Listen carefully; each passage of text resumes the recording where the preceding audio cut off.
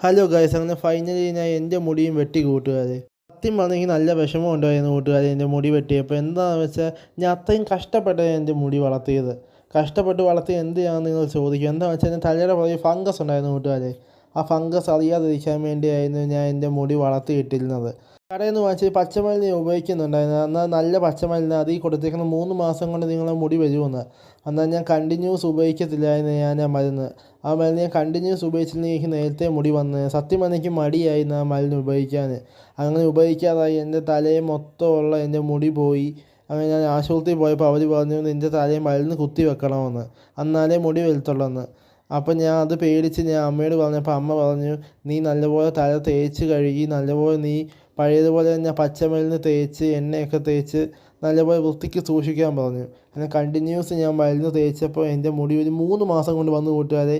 ആ മരുന്നിൽ കാണിച്ച പോലെ തന്നെ 3 മാസം കൊണ്ട് എൻ്റെ മുടി വന്നു. വന്നപ്പോഴാണ് ഞാൻ എൻ്റെ മുടി വെട്ടാൻ വന്നത്. വെട്ടാൻ വന്നപ്പോൾ എനിക്ക് നല്ല വിഷമമുണ്ടായിരുന്നു എൻ്റെ മുടി വെട്ടിയപ്പോൾ. എന്താണെന്ന് വെച്ചാൽ ഇത്രയും നാളും എൻ്റെ കൂടെ കൂട്ടിൽ നിന്ന് ഒരാൾ എൻ്റെ അടുത്ത് നിന്ന് പോയ പോലെ ഉണ്ടായിരുന്നു. എൻ്റെ തലയുടെ ഒരു ഭാഗം എനിക്ക് പോയ പോലെ ഒരു ഫീൽ ഉണ്ടായിരുന്നു. സത്യം പറഞ്ഞാൽ എനിക്ക് അത്രയ്ക്കും വിഷമമുണ്ടായി എൻ്റെ മുടി വെട്ടിയപ്പോൾ. സത്യം പറഞ്ഞാൽ എൻ്റെ ഫൈനൽ ലുക്ക് ഇതാ കൂട്ടുകാരെ. ഞാൻ നേരത്തെ ഇരുന്നതിനെക്കാട്ടി ഇപ്പം നല്ല മാറ്റം എനിക്ക് തോന്നുന്നുണ്ട് എന്നെ കണ്ടപ്പം. നേരത്തെ എനിക്കൊരു ഭ്രാന്തനെ പോലെ തോന്നുന്നത് എന്നെ കണ്ടപ്പോൾ. അപ്പോൾ ഈ കാര്യം മനസ്സിലായി കൂട്ടുകാരെ, കഷ്ടപ്പെട്ടാൽ നമുക്ക് എന്തും പറ്റുമെന്ന്. അപ്പോൾ എൻ്റെ അടുത്ത വീഡിയോയിൽ കാണാം. ബൈ.